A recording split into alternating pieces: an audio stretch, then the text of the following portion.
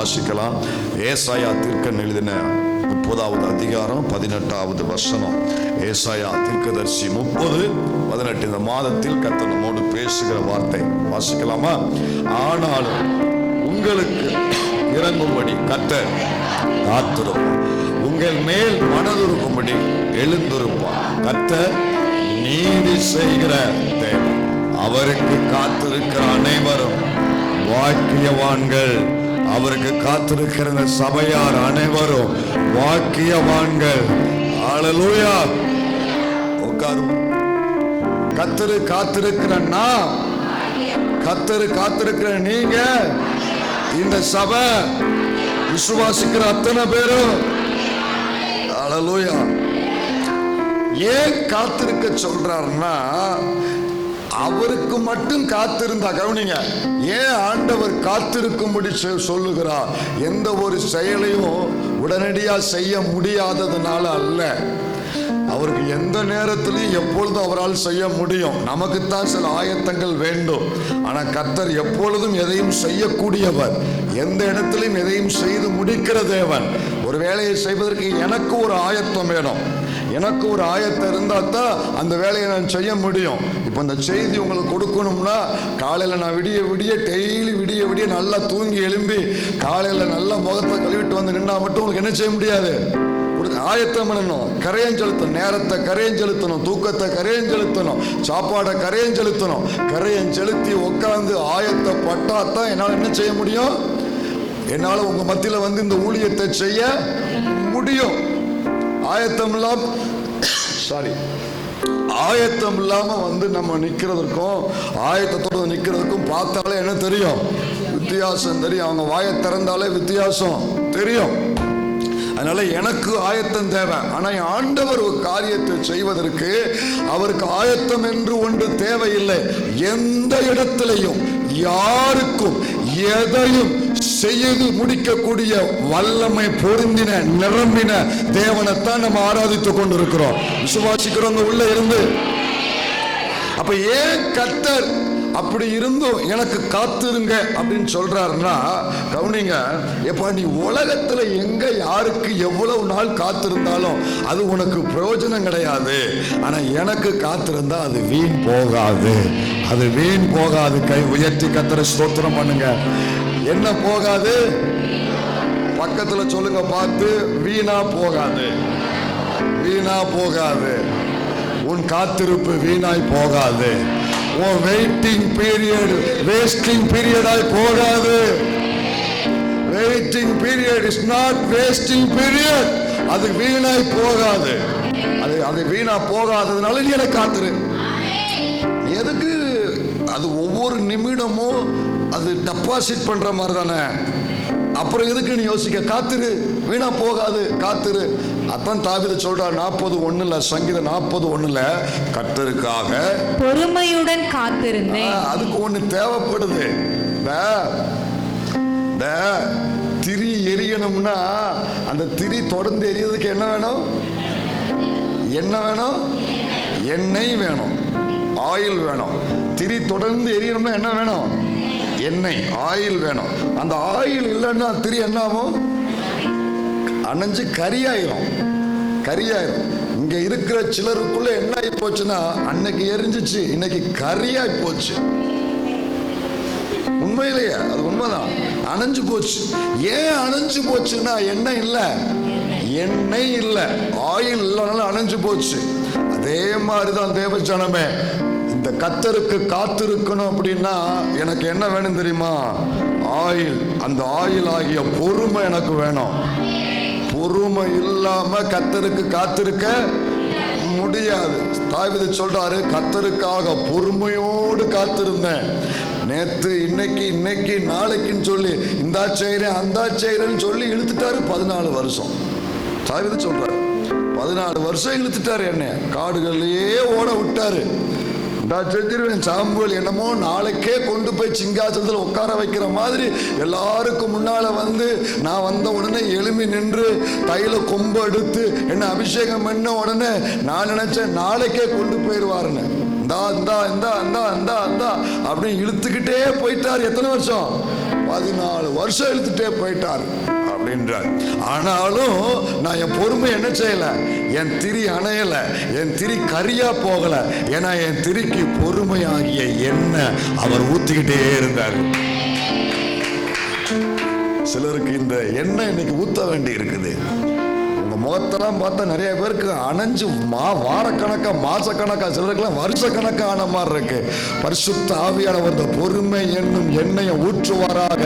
இந்த விளக்கு தொடர்ந்து எரிவதற்கு நீடிய பொறுமையாய் கர்த்தருக்கு காத்திருக்கிற அந்த இருதயத்தை இந்த சபையில கர்த்தர் தருவாராக. ஹல்லேலூயா. அந்த பொறுமையோடு காத்திருந்தேனா, அதனால என் காத்திருப்பு வீணாய் போகல அப்படின்ட்டு அவர் என்ன சொல்றாருன்னா, அவர் என்னிடமாய் சாய்ந்து என் கூப்பிடுதலை கேட்டார். ஒரு நாள் என் காரியம் அவர் காதுல கேட்பார். ஒரு நாள் பதில் வரும். அங்கே உள்ளான ஒரு அர்த்தம் என்ன சொல்லப்பட்டிருக்குன்னா, நான் எத்தனை வருஷம் காத்திருந்தாலும் வீணாய் போகாது, அது ஒரு நாள் கேட்கப்படும். சபையாருக்கு ஆண்டவர் சொல்றாரு, தேவ பிள்ளையே, வயது முதிர்ந்ததுனால ஜெபம் கேட்கப்படலன்னு சந்தேகப்படாதீங்க. ஒரு நாள் கேட்பார். அன்றைக்கு தாவீதுக்கு கேட்டார், சபையாருக்கு கர்த்தர் கேட்பார். வீணாய் போகாது. சோ நீங்க காத்திருங்க, வீணாய் போகாது. அந்த டைம் என்ன ஆகாது, வீண் போகாது. வீண் போகும்னா தானே நீ யோசிக்கணும். இங்க இங்க இங்க முதலீடு செஞ்சோம்னா அள்ளிட்டு போயிடுவான், கொண்டு போயிடுவான், நஷ்டப்பட்டுருவோம் அப்படின்னு இருந்தா தானே நான் பயப்படணும். இது வீணாய் போகாதுன்னு தெரிஞ்சா நான் எவ்வளவு நாள் அங்க கொண்டு போய் என்ன செய்வேன், டெபாசிட் பண்றேன் இல்லையா, நான் செய்யறேன் இல்லையா. அதே மாதிரிதான் தேவ சமூகத்துல காத்திருக்கிற காத்திருப்பு வேஸ்டா, வீணா, அது போகாதுன்னு எனக்கு நல்லா தெரிகிறதுனால நீ காத்திரு அப்படின்றார் ஆண்டவர். ஹல்லேலூயா. இரண்டாவது ஏன் காத்திருக்கும்படி கர்த்தர் வைக்கிறார்னா, யோபு 32:4 வாசிங்க. யோபு 32:4 வாசிங்க. யோபு 32:4. அவர்கள் தன்னை பார்க்கிலும் வயது சென்றவர்களானபடியினால் எலிகு யோபின் வார்த்தைகள் முடிந்து தீர்க்கும் மட்டும்.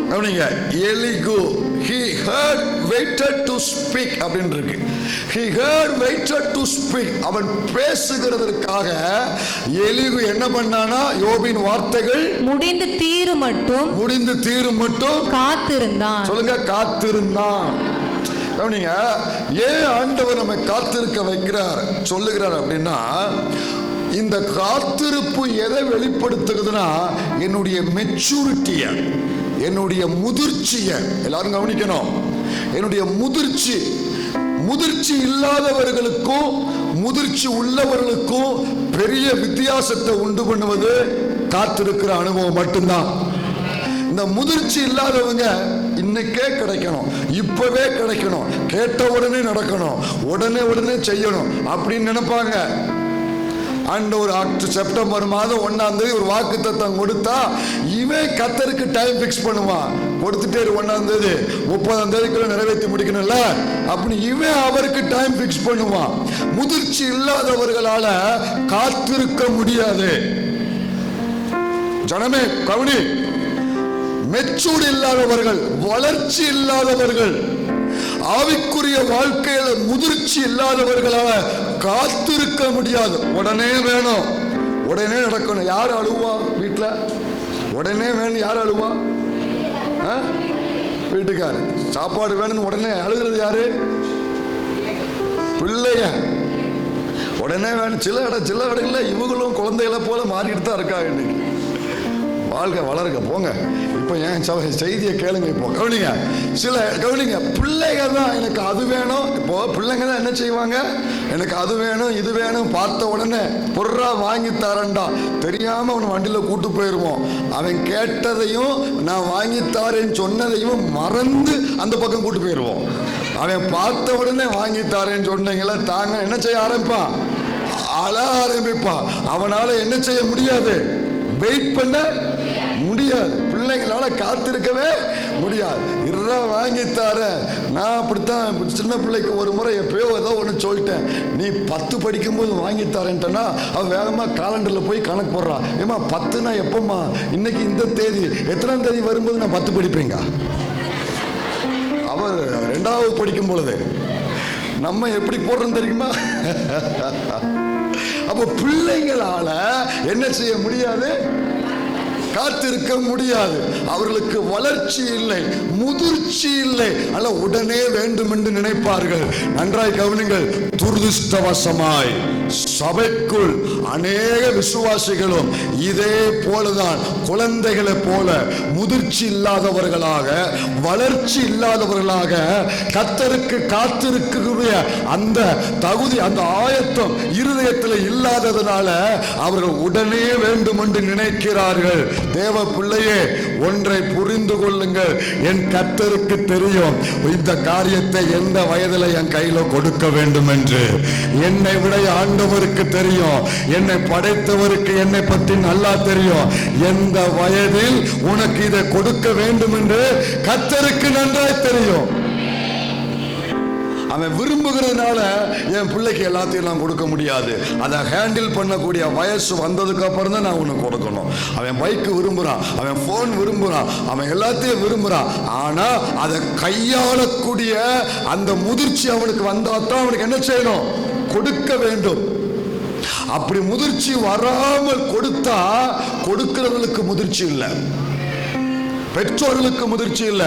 உங்க பிள்ளை ஒரு பொருளை ஹேண்டில் பண்ணக்கூடிய மெச்சூரிட்டி இல்லாத பட்சத்தில் அந்த பிள்ளைக்கு ஒரு பைக்கா இருக்கட்டுமே, அவன் லைசன்ஸ் வாங்கக்கூடிய வயசு, லைசன்ஸ் வாங்கி ஓட்டக்கூடிய அந்த நல்ல ஸ்டாண்டர்டா நல்ல பாதுகாப்பா ஓட்டக்கூடிய அந்த முதிர்ச்சி வந்தப்பறம் வாங்கி கொடுப்பதோ பெற்றோர்களுக்கான முதிர்ச்சி. அவன் கேட்டா என் செல்ல பிள்ளை, என் நொல்ல பிள்ளை அப்படின்னு அவனை பிரியப்படுத்த செஞ்சங்கன்னா யாருக்கு முதிர்ச்சி இல்லை? வேதனையோடு சொல்றேன். இன்னைக்கு பெற்றோர்கள் நமக்கு நிறைய முதிர்ச்சி தேவைப்படுது. கவனிங்க, பாசம் இருக்கட்டும். பாசத்தை உள்ள வச்சுட்டு வேண்டிய அளவு மட்டும் வெளியே காட்டுங்க, உள்ள வச்சுக்கோங்க. ஆனா பிள்ளைகளுடைய பாதுகாப்புக்காக ஜெபம் பண்றது மட்டும் இல்ல, அதுல முதிர்ச்சியோடு நடக்க கர்த்தர் சபைக்கு கிருபை தருவாராக. புரியுதா? லைசன்ஸ் எடுக்காம வண்டி ஓட்டாத, ஹெல்மெட் போடாம வண்டி ஓட்டாத, வயசு வராம வண்டி ஓட்டாத, வாங்கி கொடுக்காத. விரும்புறான்னு வாங்கி கொடுக்காங்க. நடந்து போனா என்ன கெட்டு போகுது, ஒரு ஆட்டோல போனா என்ன கெட்டு போகுது, என்னன்னு தெரியல. இந்த டாபிக் வருது, உங்களையும் சேர்ந்தான்னு சொல்றேன். சரியா ஓட்டமெல்லாம் நிப்பாட்டிட்டு மினி பஸ்ல வா, அல்லது ஆட்டோல வா, அல்லது ஒரு அதுக்குன்னு என்ன ஆயத்தமா பாதுகாப்பான ஒரு வாகனத்தை எடுத்துட்டு வாங்க. ஓட்ட தெரியலன்னு சொல்லி இன்னைக்குள்ள சூழ்நிலை பயங்கரமா இருக்கு இல்லையா? கவனமா இரு. என்னுடைய புத்தியினமே என் வாழ்க்கையின் சேதத்துக்கு காரணமாய் மாறக்கூடாது. கை உயர்த்தி கண்ணை மூடி ஒரு சின்ன ஜெபம் பண்ணுங்க. எனக்கு ஒரு முதிர்ச்சி வேணும் ஆண்டவரே, எனக்கு ஒரு முதிர்ச்சி. நான் முதிர்ச்சியோடு இருக்கணும், என் குடும்பத்தில் முதிர்ச்சியோடு நடந்து கொள்ள வேண்டும் ஆண்டவரே. கர்த்தர் கிருபை தருவீராக. எல்லாரும் பேசுறாங்கன்ட்டு இந்த எலிகு பேசல, அமைதியா இருந்தான். எலிபாஸ் பேசுனா, பில்தாத் பேசுனா, அப்புறம் சோப்பார் பேசுனா, இவனுக்கு எல்லாம் வரிசையா பேசிக்கிட்டு இருக்கான். அவங்கெல்லாம் பேசுறது எலிகு கேட்டுக்கிட்டே இருந்தான். இந்த அதிகாரம் வரைக்கும் கேட்டு, முதல்ல 2வது அதிகாரத்தில் பேச ஆரம்பிச்சோம், 32 அதிகாரம் வரைக்கும் அமைதியை கேட்டுக்கிட்டே இருந்தான். முதிர்ச்சி உள்ளவங்க இப்படித்தான் இருப்பாங்க, அமைதியா. அப்படின்னு சொல்றீங்களா? அப்போ அவன் காத்திருந்தான். எதை காண்பிக்குது? அவனுக்கு ஒரு முதிர்ச்சி அங்க இருக்கிறது. கவனி தேவ பிள்ளையே, கர்த்தர் சொன்ன காரியம் நிறைவேறும் நாள் வருகிற வரைக்கும் நான் காத்திருக்க வேண்டும். முதிர்ச்சி எனக்கு இருந்தால் நான் காத்திருப்பேன். காத்திருக்கிற பிள்ளைகளுக்கு முதிர்ச்சி இருக்கு. அவசர பிள்ளைக்கு குழந்தைத்தனமான ஒரு சுபாவம் இருக்கு. இது மாற கர்த்தர் கிருபை தருவாராக. முழு சபையும் கர்த்தருடைய விஷயத்துல முதிர்ச்சியோடு நடந்து கொள்ள ஆண்டவர் உதவி செய்வாராக. கை உயர்த்தி ஒரு ஆமென் சொல்லுங்க பார்க்கலாம். ஹல்லேலூயா. 3வது, எதற்கு கர்த்தர் காத்திருக்க சொல்றாருன்னா, நானே காத்திருக்கேன், உனக்கு என்ன காத்திருக்க பெரிய வேலை. அதாங்க சொல்றாரு. அந்த வசனத்துல அப்படியே சொல்றாரு, உங்களுக்கு இறங்கும்படி கர்த்தர் காத்திருப்பார். நானே காத்திருக்கிறேன், நான் காத்திருக்கிறேன். கவனிங்க, நமக்கு காத்திருக்க என்ன செய்யுது? நான் காத்திருப்பதனால நீ காத்திரு. அகில உலகத்தையும் ஆளுகை செய்கிற கர்த்தர். நான் 2 குடும்பத்துல 4 பிள்ளையத்தான், குடும்பத்தில் 4 பேரைத்தான் நீங்க மெயின்டைன் பண்ணணும், நீங்க மேனேஜ் பண்ணணும். இவ்வளவுதான் உங்களுக்கு வேலை. ஆனா அவர் அகில உலகத்தையும், வானங்களில் உள்ளவைகள், பூமியில் உள்ளவைகள், இதுக்கிடையில மனுபுத்திரர்கள், அவன் ஒரு நாளைக்கு மட்டும் எத்தனை கோடி விண்ணப்பம் அவற்றை போய் சேருது. அகில உலகத்தையும் ஆளுகை செய்கிற நானே உனக்காய் காத்திருக்கிறேன், நீ எனக்கு காத்திருக்க உனக்கு என்ன செய்யுது அப்படின்றார். ஆண்டவர் ஏன் காத்திருக்கார் தெரியுமா? கர்த்தர் எதற்காக காத்திருக்கார் தெரியுமா? ஒரு காரியத்தை நீ நினைக்கும் போது என்னால செய்ய முடியும், ஆனா அப்ப செஞ்சா உனக்கு நன்மை மட்டும்தான் நடக்கும். கர்த்தர் ஏன் காத்திருப்பார்னா, சில மகிமைகளை வெளிப்படுத்துவதற்காக ஆண்டவர் காத்திருந்து அந்த காரியத்தை செய்வாரு. விசுவாசிக்கிற பிள்ளைங்க உள்ள யாரு இருக்கிறீங்களா? சில மகிமை வெளிப்படுவதற்காக நீண்ட நாள் காத்திருக்கிற விசுவாச பிள்ளையே, அன்பு தாயே, அன்பு தகப்பனே, சகோதர சகோதரி, உனக்கு நடக்க போகிறது நன்மை அல்ல, மகிமையை பார்க்க போற. மகிமை வெளிப்பட வேண்டும் என்றால் நீ காத்திருப்பது அவசியம். காத்திருக்கிற பிள்ளைகளுக்கு வெளிப்பட போவது மகிமை. அல்லேலூயா. லாசரு வியாதியாய் கிடந்தான் என்று இயேசுவுக்கு செய்தி வந்தது. ஆனாலும் செய்தி வந்த பின்பு இயேசு பின்னும் 2 நாள் தங்கி இருந்தார். விஷயத்தை கேட்டதுக்கு அப்புறம் கூட ஆண்டவர் வெயிட் பண்றாரு. கர்த்தர் அங்க வெயிட் பண்றார், காத்திருந்தாரு.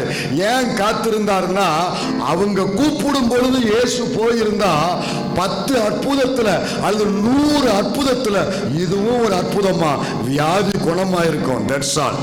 அதுல எந்த காரியமும் அதுல பார்க்க முடியாது. வியாதி சுகமாக கூடிய ஒரு அற்புதங்களில் இன்னொரு அற்புதமாகத்தான் சேர்ந்திருக்கும். ஆனா ஆண்டவர் மார்த்தாள், மரியாள், லாசருவின் வாழ்க்கையில அற்புதத்தை மட்டும் செய்ய போகல. அவர் சொன்னாரு, நீ விசுவாசித்தாய், நீ விசுவாசித்தாய், தேவனுடைய மகிமையை காண்பாய். உன் வாழ்க்கையில வெளிப்பட போவது தேவனுடைய மகிமை. 2 நாள் காத்திருந்தாரு. அவருக்கு 1000 வருஷம் ஒரு நாள் சொல்லப்பட்டிருக்கு இல்லையா? உன் வாழ்க்கையில தேவன் காத்திருப்பதை போல தெரிந்தால் வெளிப்பட போவது மகிமையாக்கும். அந்த உன் பிள்ளை வாழ்க்கையில வெளிப்பட போவது கர்த்தரின் மகிமையாக்கும். உன் குடும்ப விஷயத்துல வெளிப்பட போவது கர்த்தருடைய யாராலையும் தடுத்து நிறுத்த முடியாத தேவ மகிமை. விசுவாசிக்கிற பிள்ளைங்க பெற்றுக்கொள்ளுங்க. நான் விசுவாசத்தோடு உங்களுடைய மகிமையின் செயலை காத்திருந்து பெற்றுக்கொள்ளுங்க ஆண்டவரே. அல்லேலூயா. இப்போ இந்த காத்திருந்தார் வாசிங்க மறுபடியும் அந்த 30:18 வாங்க. அதான் கீவேர்ட். 30:18 வாசிங்க. ஆனாலும் உங்களுக்கு இறங்கும்படி கர்த்தர் காத்திருப்பார். உங்களுக்கு இறங்கும்படி கர்த்தர் காத்திருப்பார். உங்கள் மேல் மனதுருகும்படி எழுந்திருப்பார். கர்த்தர் நீதி செய்கிற தேவன். அடுத்து வாசிங்க. அவருக்கு காத்திருக்கிற அனைவரும் பாக்கியவான்கள். சொல்லுங்க. அவருக்கு காத்திருக்கிற அனைவரும். இந்த காத்திருக்கிற அந்த வார்த்தைக்கு இதே அதிகாரத்துல 3 அர்த்தங்கள் அல்லது 3 வெவ்வேறான வார்த்தைகள் பயன்படுத்தப்பட்டிருக்கு. ஒண்ணு, காத்திருத்தல் அப்படின்னா இதே அதிகாரத்துல வெவ்வேறு வார்த்தைகள் பயன்படுத்தப்பட்டிருக்கு. கவனிங்க. வேறு அர்த்தத்தை உடைய, இதே அர்த்தத்தை உடைய வேறு வார்த்தைகள் பயன்படுத்தப்பட்டிருக்கு. அந்த வார்த்தைக்குள்ள வேறு சில சத்தியங்கள் உள்ள இருக்கு. காத்திருத்தல் அப்படின்னா என்ன? இதே அதிகாரத்துல 7ஆம் வசனத்தை வாசிங்க. எகிப்தியர் சகாயம் பண்ணுவது. எல்லாரும் எடுத்து கவனிங்க. 7ஆம் வசனம். எகிப்தியர் சகாயம் பண்ணுவது வியர்த்தமும் வீணுமாம். ஆகையால் சும்மா இருப்பதே. இன்னொருக்கா. சும்மா இருப்பது. எல்லாருக்கும் பிடிச்சதானே? சொல்லுங்க இன்னொருக்கா. என்னையா பண்ற? சும்மா இருக்கேன். என்னையா பண்ற? சும்மாதான் இருக்க. இங்க ஆண்டவர் சொல்றாரு. எனக்கு அதான் வேடிக்கை. கர்த்தரே சொல்றாரு நம்ம பார்த்து, காத்திருக்கிற ஜனத்தை பார்த்து என்ன சொல்றாருன்னா, நீங்க எப்படி இருக்கணும்? நீங்க இப்ப சும்மா இருக்காதீங்க, வாய் திறந்து பேசுங்க. எப்படி இருக்கணும்? சும்மா இருப்பதே அவர்களுக்கு எது பெலனா? டாக்டர் சொல்லுவாங்க சும்மா இருக்காதீங்க, பிபி வந்துடும், சுகர் வந்துடும், அல்சர் வந்துடும், எல்லா வியாதி வந்துடும் அப்படின்பார். ஆனா இந்த டாக்டர் சொல்றாரு, உனக்கு சும்மா இருப்பதே பலன். நம்ப முடியுதா? சும்மா இருந்தா சோம்பேறித்தனம் தான் வரும் இல்லையா? ஆண்டவர் இங்க சொல்றாரு சும்மா இருப்பது. எல்லாரும் உச்சரிப்போம் அந்த வார்த்தையா? ஏன்னா விஷயம் உள்ள இருக்கு. கொஞ்சம் ஆண்டவர் அதை கொஞ்சம் அறுத்து தைக்க போறாரு. எல்லாம் சொல்லுங்க, சும்மா இருப்பதே. இன்னொருக்கா, சும்மா இருப்பதே. பக்கத்துல பார்த்து சொல்லுங்க, கொஞ்சம் சும்மா இருங்க. சும்மா இருப்பதே உனக்கு பலன்றாரு. உனக்கு எது பலன்னா, நீ சும்மா இருப்பதுதான் உனக்கு பலன். காத்திருப்பதை பத்தி கர்த்தர் ஜனங்களோடு பேசுறாரு. அப்படி பேசும் பொழுது இந்த இடத்துல மட்டும் நீ சும்மா இரு, அதுதான் உனக்கு பலன். வீட்டுக்கு போய் சமையல் பண்ணலையா, ஆண்டவர் சொல்லியிருக்காரு, அதுதான் நமக்கு ரொம்ப விலைக்கு வாங்கி கொடுத்துறாங்க. சும்மா இருப்பதே உனக்கு பலன். ஆண்டவர் இங்க என்ன சொல்ல வருகிறார் சபைக்கு, தம் ஜனத்துக்கு, இங்க இருக்கிற எனக்கும் உங்களுக்கும்? நீங்க நினைக்கிற மாதிரி சும்மா வேலை வெட்டி இல்லாம ஒரு வேலையும் செய்யாம சும்மா ஓரத்துல மூளையில அமைதியா உட்கார்ந்து நம்ம நேரத்தை கழிக்கிற பாருங்க, அதை குறித்து கர்த்தர் இங்க பேசவில்லை. திராட்சை தோட்டத்துக்கு எஜமான் வேலைக்கு ஆள் அனுப்பினார். காலையில 3ஆம் மணி நேரத்துல இன்னும் ஒரு கூட்டத்தை அனுப்பினாரு. 6ஆம் மணி நேரத்துல இன்னும் ஒரு கூட்டத்தை அனுப்பினாரு. கடைசியில வேலை முடிய 1 மணி நேரம் தான் இருந்துச்சு. அப்ப ஒரு கூட்டத்தை பார்த்து கேட்டாரு, நீங்க இங்க சும்மா இருக்கிறது என்ன? அவங்க சொன்னாங்க, எங்களுக்கு யாரும் என்ன செய்யல, வேலை கொடுக்கல, அதனால நாங்க சும்மா இருக்கிறோம். அந்த அர்த்தம் இங்கே சொல்லப்படவில்லை. வேலை கொடுக்காததுனால, வேலை செய்யாததுனால, திறமை இல்லாததுனால சும்மா இருந்தோம். அந்த மாதிரி வேலையே செய்யாம சும்மா இருக்கிற நம்ம விரும்புகிற அர்த்தம் இங்க சொல்லப்படவில்லை. அப்ப கர்த்தர் இங்க என்ன சொல்ல வருகிறார்னா, ஆண்டவர் இங்க ஜனங்களோடு பேசுகிற காரியம் உண்மையான அர்த்தம் புரியணும்னா கூட 4 வசனத்துக்கு மேல வரணும். இதே அதிகாரத்துல 2ஆம் வசனத்தை வாசிங்க. 2ஆம் வசனம் வாசிங்க. என் வாக்கை கேளாமல் பார்வோனின் பலத்தினாலே பலக்கவும் எகிப்தின் நிழலிலே ஒதுங்கவும் வேண்டும் என்று எகிப்துக்கு போகிறவர்களுமாகிய முரட்டாட்டமுள்ள புத்திரருக்கு ஐயோ, ஐயோ என்று கர்த்தர் சொல்லுகிறார். அடுத்த வசனம், பார்வோனுடைய பலன் உங்களுக்கு வெட்கமாகவும் எகிப்தினுடைய நிழலொதுக்கு உங்களுக்கு லட்சையாகவும் இருக்கும். என்ன கவனிக்கணும் எல்லாரும். ஆண்டவர் சொல்ல வருகிற காரியம் என்னன்னா, தம் ஜனங்களை பார்த்து, அன்றைக்கு இருந்த இஸ்ரவேலர்களை பார்த்து சொல்றாரு, நீங்க சும்மா இருங்கள். என்ன அர்த்தம்னா, அவர்கள் ஏற்கனவே தங்கள் மனதில் ஒரு திட்டம் போட்டு வச்சிருந்தாங்க. எல்லாரும் கவனிக்கணும். அவர்கள் ஏற்கனவே தங்கள் மனதில் ஒரு திட்டம் போட்டு வச்சிருந்தாங்க. இப்ப இருக்கிற பிரச்சனையிலிருந்து, இப்ப இருக்கிற நெருக்கத்திலிருந்து, இப்ப இருக்கிற போராட்டத்திலிருந்து தப்பி சொல்லும்படி, தங்களை விடுவித்துக் கொள்ளும்படி, இதிலிருந்து பாதுகாப்பாக நம்ம தப்பி போகும்படி அவர்கள் ஒரு திட்டம் போட்டிருந்தாங்க. என்ன திட்டம்னா, இங்கிருந்து புறப்பட்டு எகிப்துக்கு போயிடலாம், எகிப்துக்கு போய் அங்கே தஞ்சம் புகுந்து கொள்ளலாம், அங்கே அடைக்கலம் புகுந்து கொள்ளலாம் என்று இவர்கள் தங்கள் மனதில் பிளான் பண்ணி வச்சிருக்கிறாங்க, திட்டம் பண்ணி வச்சிருக்கிறாங்க. இப்போ கர்த்தர் அவர்களோடு கூட இடைபடுகிறாரு. கிருபையின் தேவன், ஆழத்தை அறிந்த கர்த்தர், மனிதனுடைய இருதயத்தின் யோசனைகளை நன்கு அறிந்த தேவன் இப்ப ஜனத்தோடு இடைபடுகிறாரு.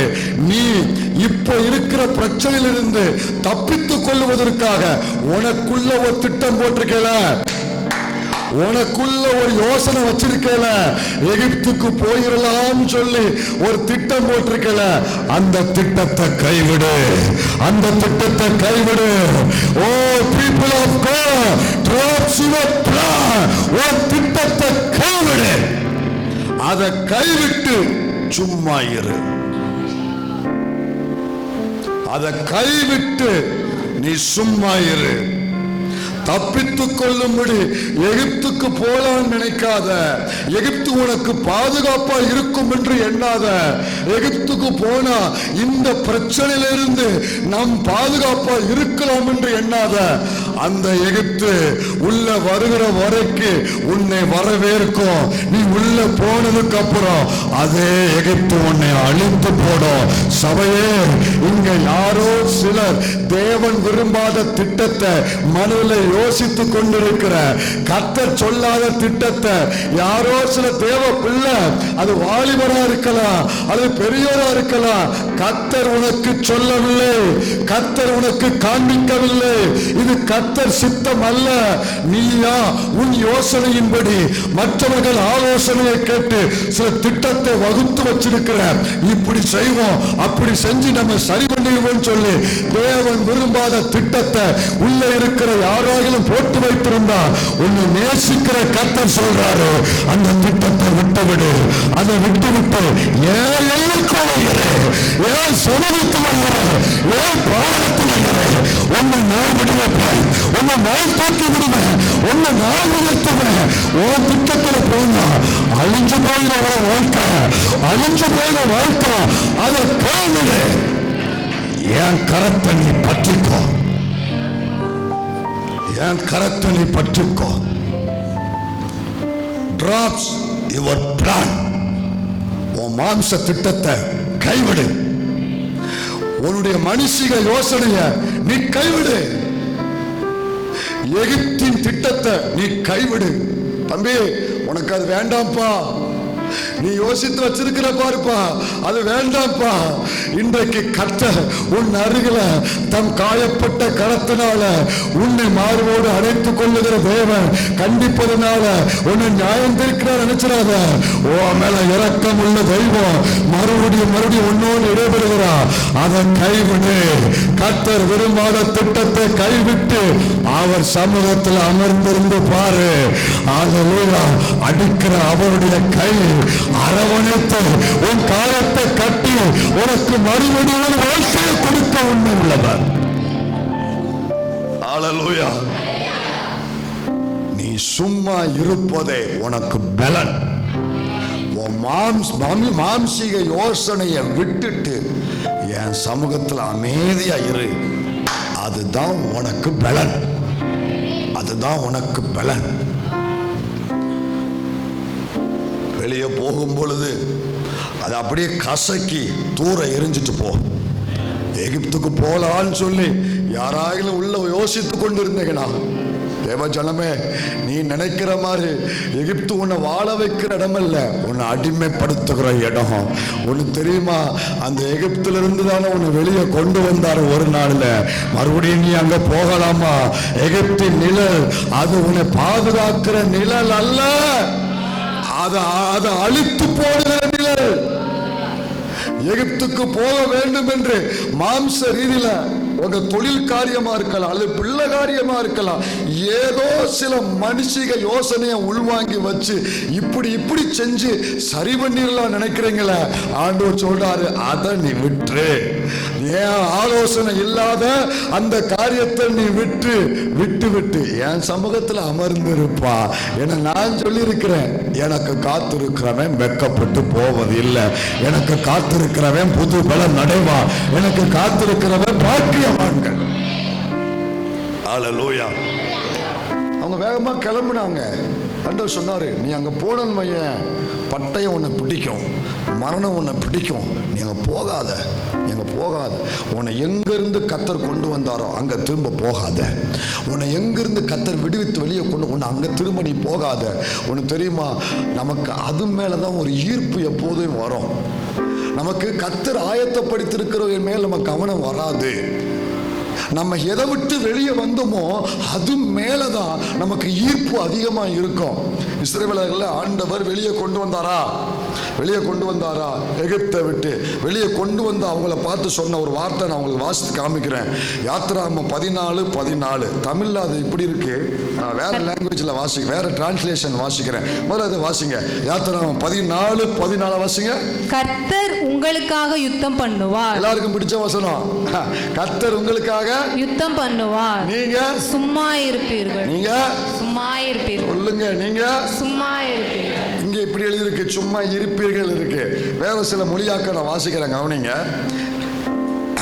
ETPல சொல்லப்பட்டிருக்கு, ஆண்டவர் உங்களுக்காக யுத்தம் பண்ணுவார், நீங்கள் அமைதியாக இருங்கள். என்ன இருங்க? எப்படி இருக்கணும்? ERVல சொல்லப்பட்டிருக்கு, நீங்கள் எதையுமே செய்யாமல் அமைதியா இருந்தா போதும். சில ஆட்கள் பார்த்தீங்கன்னா அவன் எதுவுமே செய்யாம அமைதியா இருந்தாலும் காரியம் நல்லா நடக்கும். அவன் உதவி செய்யறங்கிற பேர்ல உள்ள வந்து குழப்புவானாக்கும், பெரிய குழப்பம். அதனால தான் ஆண்டவர் சொல்றாரு, நீங்கள் எதையுமே செய்யாமல் முன்னால தடுக்கும் செங்கடல், பின்னால நெருக்கும் பார்வோன் படை. முன்னால செங்கடல் ஒரு தடை, பின்னால பார்வோன் படை. இரண்டுக்கும் நடுவில் ஜனம் இப்ப நெருக்கப்படுகிறது. இந்த நெருக்கத்தின் மத்தியில இவர்கள் ஒரு யோசனை போடுகிறார்கள். ஆனா ஒண்ணு தெரியுமா, இந்த நெருக்கத்தின் மத்தியில இங்கிருந்து அங்கிருந்து இவர்களை கொண்டு வர தேவனிடத்துல ஒரு திட்டம் இருந்தது போல. நல்லா கவனிக்கணும், உள்ள இருந்து வெளியே கொண்டு வர தேவனிடத்துல ஒரு திட்டம் இருந்தது போல, இங்கிருந்தும் இதை தாண்டி போக என் ஆண்டவற்றை இன்னும் ஒரு திட்டம் இருக்கு. இவங்க கேட்பதற்கு முன்பதாகவே இதை தாண்டி போவதற்கான ஒரு திட்டம் கர்த்தரிடத்தில் உண்டு. சபையே, இப்போ நீங்க இருக்கிற சூழ்நிலை இருக்கல, இந்த சூழ்நிலையிலிருந்து நீ தாண்டி வருவதற்கு கர்த்தரிடத்தில் ஒரு திட்டம் உண்டு. இதுக்கு முன்னால் நீ இருந்த நெருக்கத்திலிருந்து உன்னை வெளியே கொண்டு வருவதற்கு ஆண்டவர்ட்ட ஒரு திட்டம் இருந்தது உண்மைதான. அனுபவிச்சவங்க உள்ள இருந்தீங்கன்னா மட்டும் கை உயர்த்தி கர்த்தருக்கு ஒரு மகிமை செலுத்துங்க. அன்னைக்கு இருந்த பிரச்சனையிலிருந்து உன்னை வெளியே கொண்டு வருவதற்கு என்னிடத்துல ஒரு திட்டம் இருந்தது போல, இப்போ உனக்கு இருக்கிற இந்த பிரச்சனையிலிருந்து உன்னை வெளியே கொண்டு போவதற்கு என்னிடத்துல ஒரு திட்டம் உண்டு. அதை அறியாமல் ஜனங்கள் அவர்கள் ஒரு திட்டம் போட்டாங்க. என்ன திட்டம் போட்டாங்கவா? பேசாம நம்ம எங்க போயிடலாம், திரும்பி எகிப்துக்கு போயிடலாம். உடனே தான் ஆண்டவர் சொன்னாரு, நீ எதையுமே செய்யாம சும்மாரு. நீ வாயை திறந்தாலே சட்டி உடையுதான். நான் பாதுகாத்து வச்ச சட்டி வாயை திறந்தாலே பொட்டு பொட்டு. நீ எதையுமே செய்யாம சும்மா இரு. ஆண்டவர் சொல்றாரு, நீ நினைக்கிற எகிப்துக்கு போனா பாதுகாக்கப்படலான்னு, ஆனா எகிப்து உன்னை பின்வாங்கி செய்யக்கூடிய போட்டுக்கிற திட்டம், உன்னை பின்வாங்க செய்கிற திட்டம். இந்த காலையில கர்த்தர் பலமாய் சபையோடு இடைபடுகிறார். உள்ளே யாராகிலும் இதே போல சூழ்நிலையின் நிமித்தம் நீங்கள் உங்களுடைய யோசனையிலிருந்து மாற்று வழிகளை அல்லது மாற்று பாதையை யோசித்து வைத்திருந்தால் அது உன்னை பாதுகாக்க போகிறதில்லை. அதை விட்டுவிடு. இதை தாண்டி போவதற்கு கர்த்தருடைய கரம் உனக்கு துணையாய் நிற்கும். இதை தாண்டி போவதற்கு தெய்வம் உனக்கு துணை நின்று உனக்கு யுத்தம் என்ன உன்னை வெளியே கொண்டு வருவாரு. நீ உன் திட்டத்தை விட்டுவிடு. அது பின்வாங்குவதற்கு ஏதுவானது. பின்வாங்குவதற்கு ஏதுவான திட்டத்தை நீ விட்டுவிடு. எனக்கு காத்திருந்தா என்ன அர்த்தம் தெரியுமா? எனக்கு காத்திருக்கிறவர்கள் பாக்கியவான்கள் என்ன அர்த்தம் தெரியுமா? தங்கள் சொந்த திட்டத்தை, தங்கள் சொந்த மாம்சீக யோசனையை எல்லாவற்றையும் ஓரங்கட்டி விட்டு அழைத்த தேவன் இன்னைக்கு வரைக்கும் நடத்தினாரு, அன்னைக்கு வரைக்கும் நடத்துவாரு. முழுக்க அவரை சார்ந்து கொண்டு முன்னேறி செல்லு. இதைத்தான் கர்த்தர் உன்னை எதிர்பார்க்கிறாரு. கை உயர்த்தி கர்த்தரை மகிமைப்படுத்தணும். ஹல்லேலூயா. நல்லா கவனி தேவ பிள்ளையே. போன வாரம் சொன்னார்ல, இஸ்ரவேலின் பரிசுத்தர், படைக்கிற தேவன், மகத்துவமானவர், புயத்தை வெளிப்படுத்துகிற தேவன். இன்னைக்கு காலையில சொன்னாரு, நீதி செய்கிற தேவன். தம் பிள்ளைகளுக்கு அவர் அப்படியே செய்வாரு. இதை நான் உனக்கு செய்யணும் அப்படின்னா இஸ்ரவேலின் பரிசுத்தர் படைக்கும் வல்லமையினால உன் வாழ்க்கையில காத்திருக்கிற பிள்ளைகள் வாழ்க்கையில அவர் செயல்படணும்னா, மகத்துவமான தேவன் தம் புயத்தை காத்திருக்கிற பிள்ளைகள் வாழ்க்கையில வெளிப்படுத்தணும்னா, நீதி செய்கிற தேவன் காத்திருக்கிறவருடைய நீதியை கர்த்தர் வெளியே கொண்டு வரணும்னா, ஆண்டவர் சொல்றாரு, உன்னுடைய ஓன் பிளானை நீ டிராப் பண்ணு. நீ ஓரம் கட்டிட்டு என் எல்லையில அமர்ந்துரு. இங்க வரைக்கும் உன்னை கொண்டு வருவதற்கு எனக்கு ஒரு திட்டம் இருந்த மாதிரி இதுல இருந்து கொண்டு போவதற்கு உன்னை குறித்து எனக்கு ஒரு நோக்கமும் திட்டமும் உண்டு. உன்னை வெளியே கொண்டு போவேன். இந்த செங்கடலை தாண்ட வைப்பேன். அங்கிருந்து வந்தது நீ அல்ல, அவர் உன்னை கொண்டு வந்தார். இங்கிருந்து போக போவது நீ அல்ல, அவர் உன்னை வெளியே கொண்டு போவாரு. விசுவாசிக்கிற பிள்ளை யார் இருக்கீங்களா?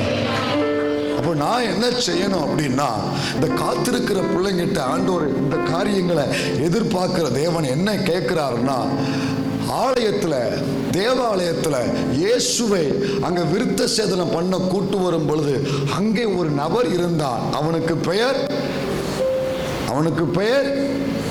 சிமியோன். அவன் வயது சென்றவனாய் இருந்தான். அவன் வாக்குத்தத்தம் நிறைவேற காத்திருந்தவன் என்று வேதம் சொல்லுகிறது.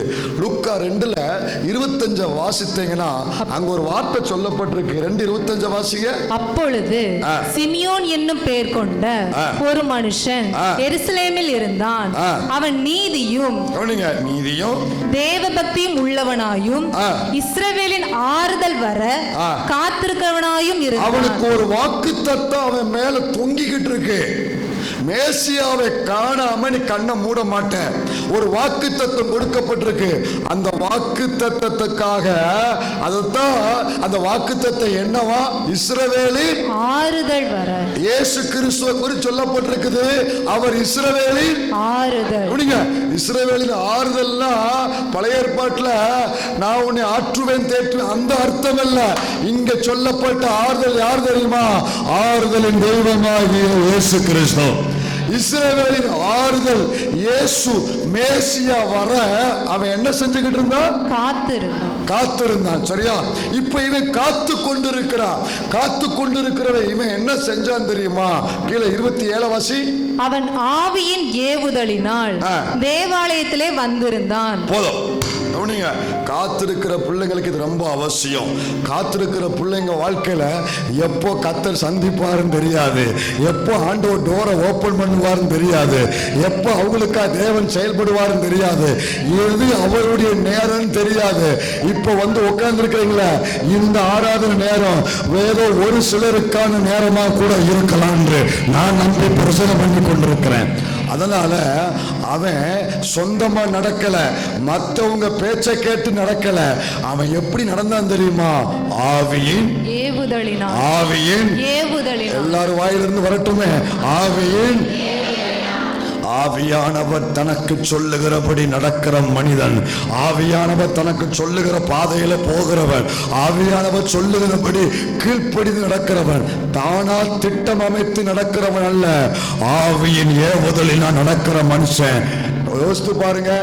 இவனுக்கு கொடுக்கப்பட்ட வாக்குத்தத்தம் நிறைவேறுகிற இந்த நாளில அவன் ஆவியானவருக்கு அவனுக்கு சரியான தொடர்பு இருந்ததுனால அவனுடைய காது, அவனுடைய ஹார்ட் ரொம்ப சென்சிட்டிவா இருந்ததுனால, தேவனோடு டியூன் ஆகி அவன் கனெக்ட் ஆகி இருந்ததுனால, இப்போ நீ ஆலயத்துக்கு போன அவர் சொன்ன உடனே இது தேவ சத்தம்னு கண்டுபிடிச்சதுனால கடந்து வந்ததுனால இஸ்ரவேலின் ஆறுதல தன் கரத்தினால தூக்கி ஏந்தினா.